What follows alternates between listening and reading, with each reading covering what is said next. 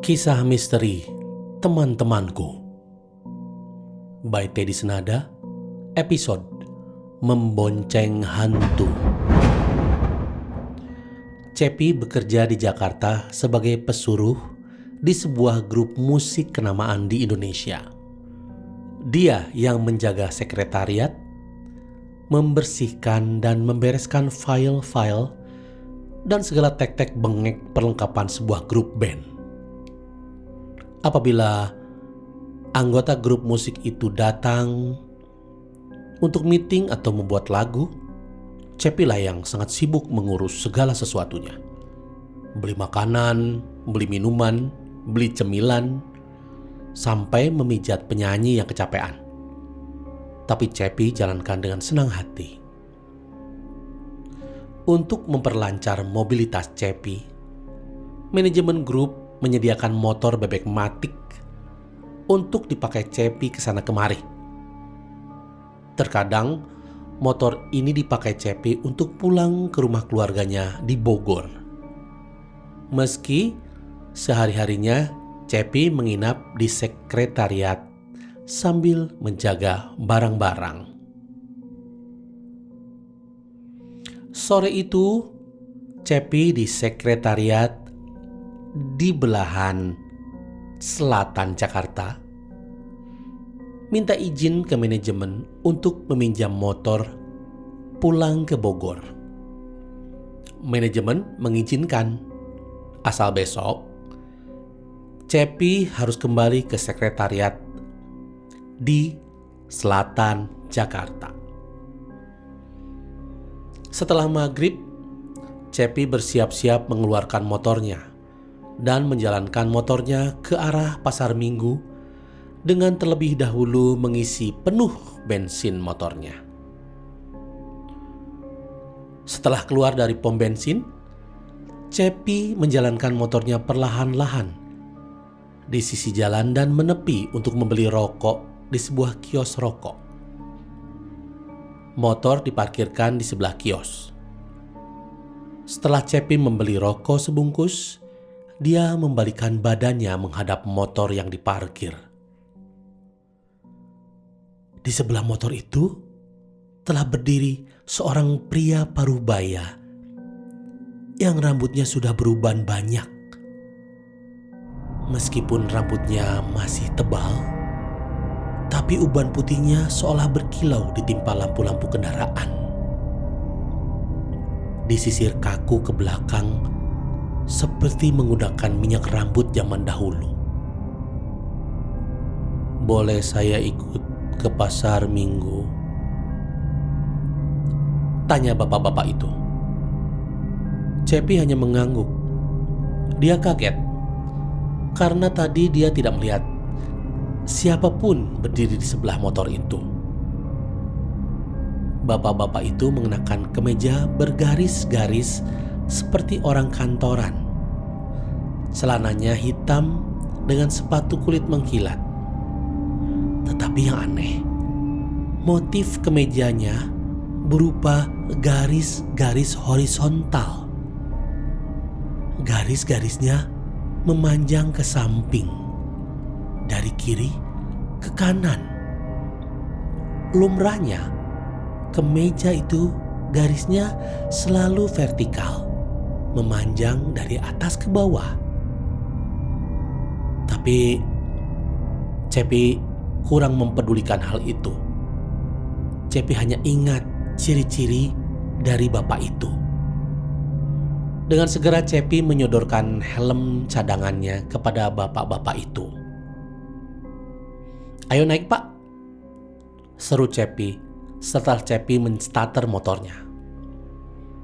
Si bapak itu segera naik ke atas motor.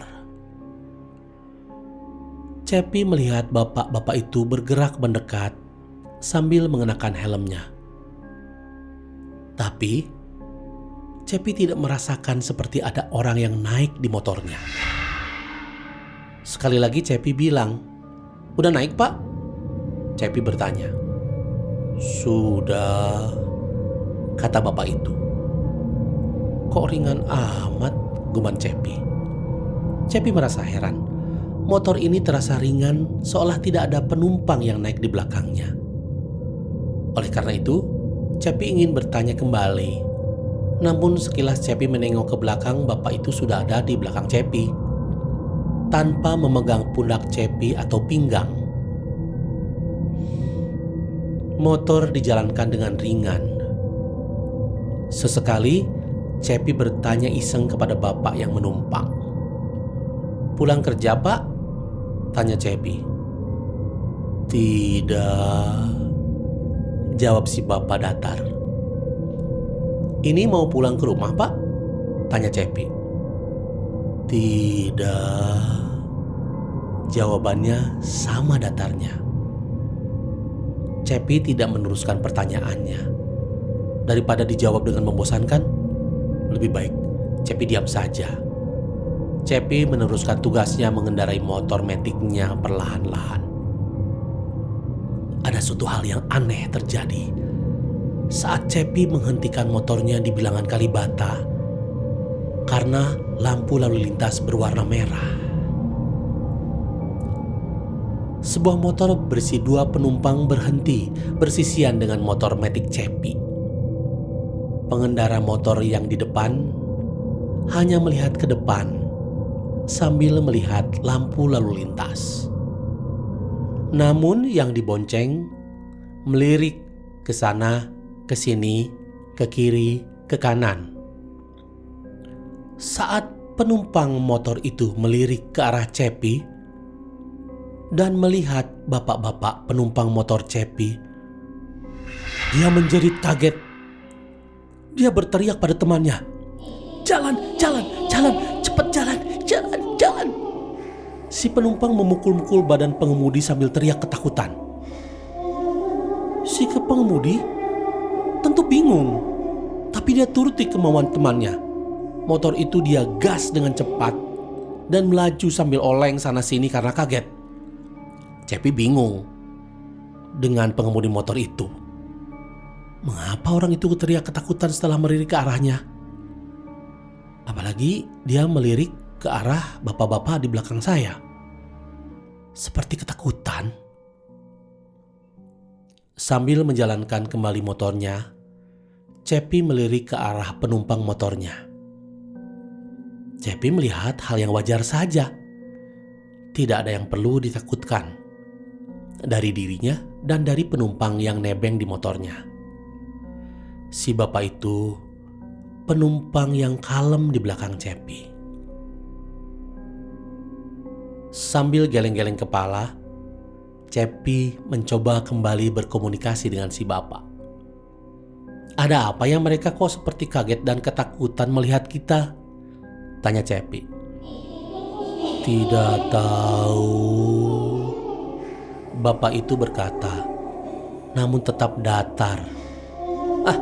Lagi-lagi bapak itu sungguh membosankan. Cepi tidak lagi meneruskan membahas motor yang ketakutan tadi. Dia menjalankan metiknya dengan lebih laju lagi. Hampir dekat stasiun kereta api Pasar Minggu, Cepi melihat tangan kiri bapak itu menunjuk ke arah pasar buah pinggir jalan. Tanda ingin berhenti.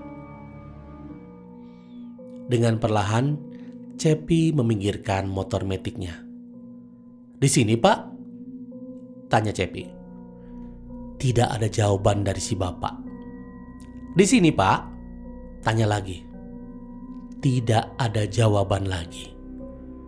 Dengan perlahan Cepi turun dari motor. Namun, Cepi heran. Dia tidak mendapati si bapak di belakang jok motor metiknya. Hanya helm yang dia pakai si bapak bertengger di jok belakang motor metiknya. Cepi heran, kemana perginya si bapak tadi? Cepat sekali dia turun dari motor, seolah-olah melompat dari motor, namun tidak terasa ada yang melompat dari motor. Cepi seperti mimpi membawa penumpang di motor dari daerah Tebet. Tiba-tiba saja, helm cadangan yang dipakai si bapak tadi bertengger di jok belakang. Dengan bingung, Cepi meraih helm tersebut untuk disimpan di depan. Namun baru saja helm itu diangkat, tiba-tiba menguar bau kemenyan muncul dari helm tersebut. Membuat Cepi jadi tambah bingung. Sampai-sampai Cepi bertanya pada pedagang buah yang ada di samping motornya, "Bang, tadi saya bonceng orang apa enggak ya?" tanya Cepi.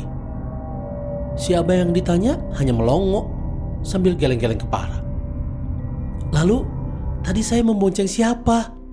Cepi garuk-garuk kepala. Diambilnya lagi helm yang tadi dipakai si bapak.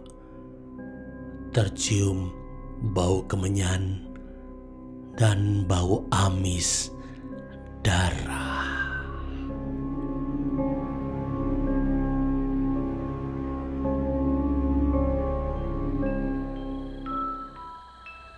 Terima kasih. Nantikan audiobuku lainnya hanya di channel Dengar Buku.